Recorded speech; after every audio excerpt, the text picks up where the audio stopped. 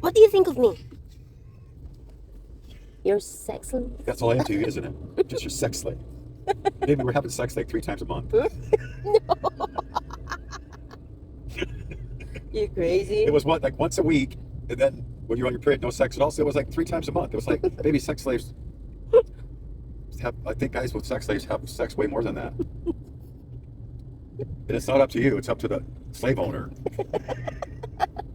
That was so far out of left field. That was so far. It's like you hopped on, you bought a ticket for Crazyville, and you're like a one-way ticket. It's like, well, Dad, she just ran out the tracks really easy there. And then you were moving out. I was like, you're not moving out. I moved you into this house. I moved your son into this house. I moved your sister into this house. I'll leave. You guys aren't going nowhere. I'll pay. I was like, if that's how it's all going to end, then I will pay until the lease is gone, and then I'll move you back to Tagato. That was our last big fight, right? That was our first and only big fight. Oh yeah. And I didn't fight. You don't want to fight.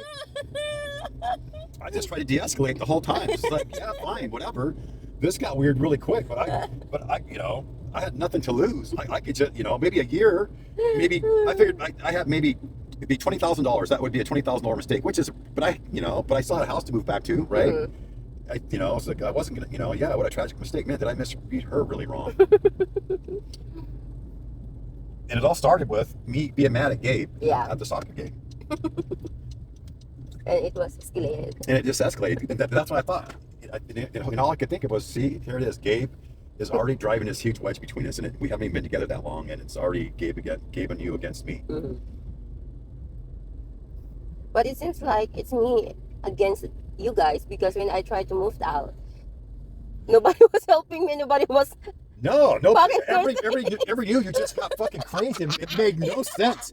And you went from being mad at me for making you feel bad in front of all those strangers that you didn't know from anybody, which was just retarded in the first place.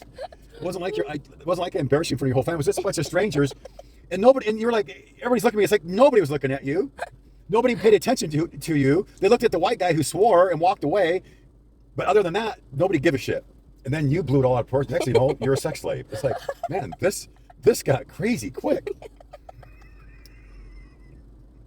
Oh God. That was crazy.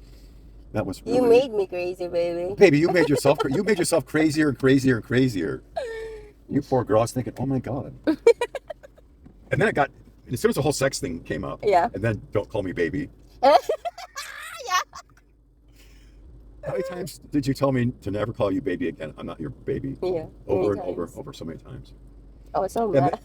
And then I just decided, you know what? You can't talk to crazy, right? Mm-hmm. You can't have a conversation with crazy. I'm done. I'm not gonna say anything else, because everything I say can and will be used against me. I thought, well, I'll stay in the room here and be quiet. Mm-hmm. If she wants to yell at me and vent and accuse me of all kinds of shit, I'll just let this run its course, and then maybe in a day or two I'll decide if I need to move out. Mm-hmm.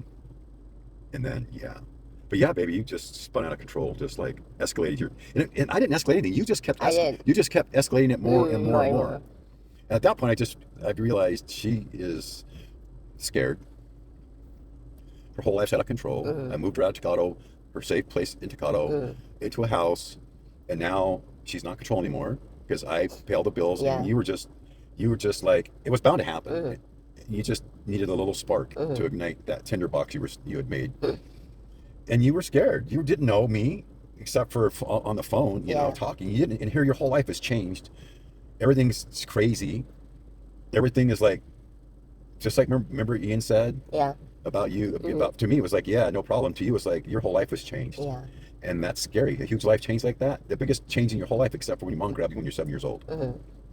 Sure. So.